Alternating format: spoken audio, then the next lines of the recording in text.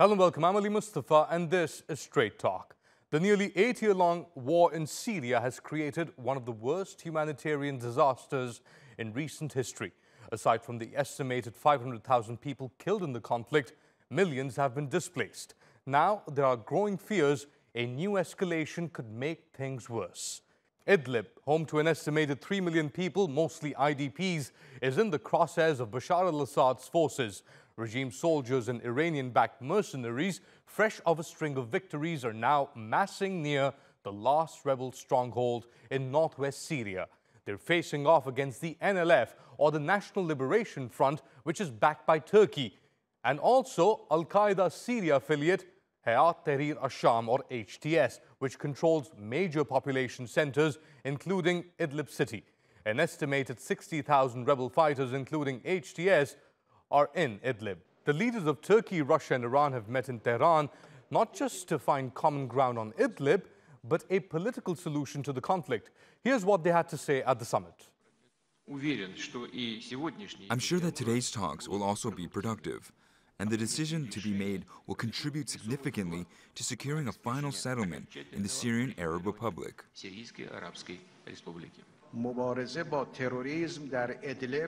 Countering terrorism in Idlib is the incredible mission of restoring peace and stability to Syria. However, this campaign must not pose any harm to civilians.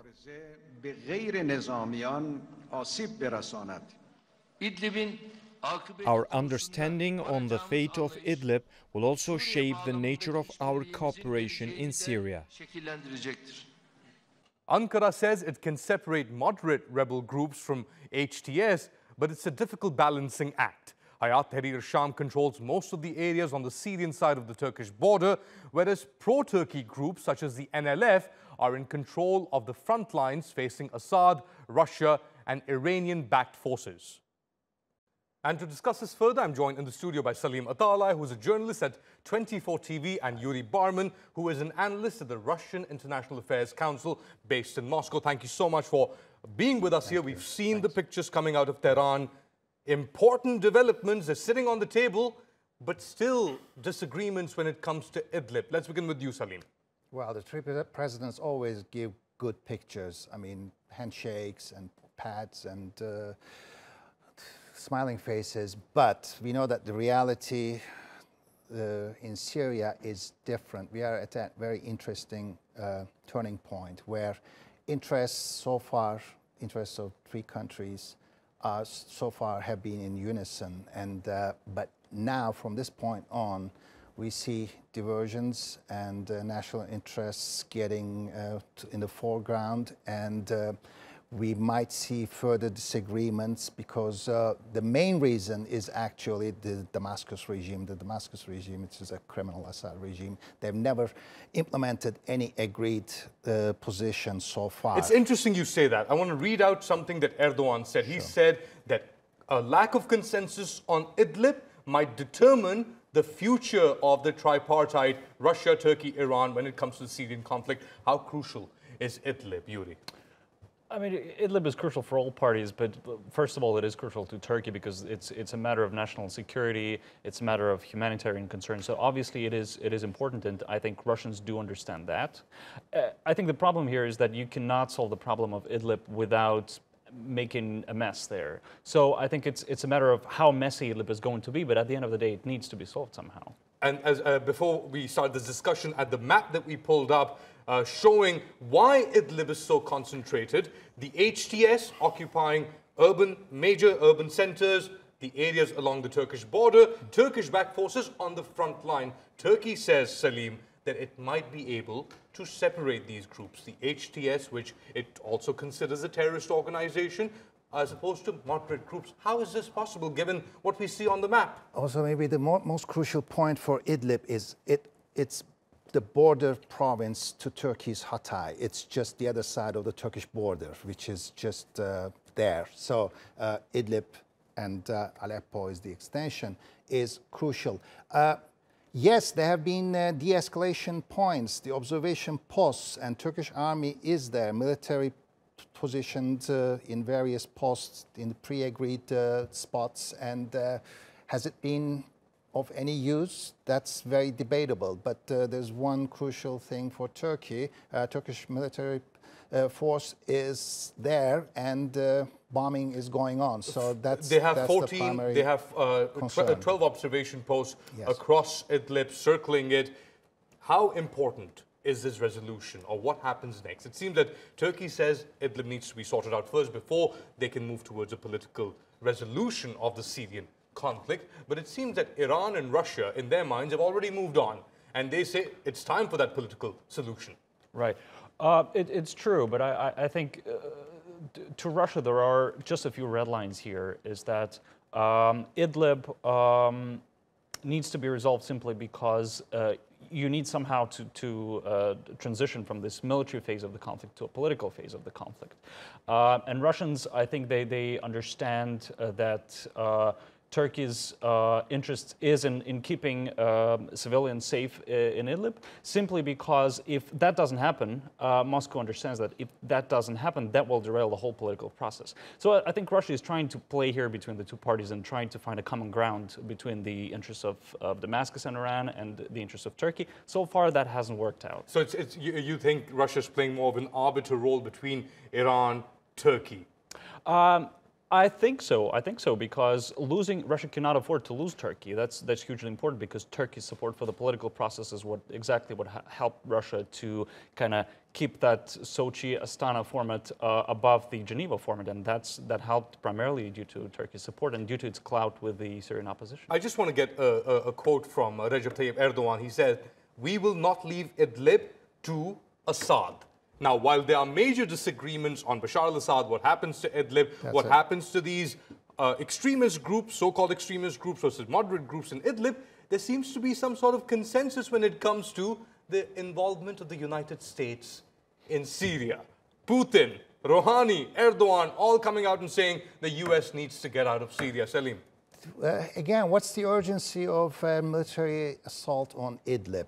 Can this be solved in time and in a more controlled way? What's the rush? There's no answer to that. And there's a valid point from Stefan de Mistura, who just said it all takes a phone call between Presidents Erdogan and Putin to solve this, at least to just gain some time, have cool minds get into action and find a midterm solution. That's one thing. The other side, US, yeah, exactly. So someone needs to talk about the eastern bank of the Euphrates, which is under more occupation than anything. And I think well, that's a Turkish point. The YPG and US support for the YPG. When it comes to Iran, Rouhani didn't raise the prospect of taking on the YPG. He wants the US to get out because of Israel at the southern border and attacking Assad and so on and so forth. So different reasons, but coming to the same conclusion. Well, I have a message to Mr. Rouhani. Maybe he missed the point. The U.S. is there ostensibly to stop Iran from infiltrating. So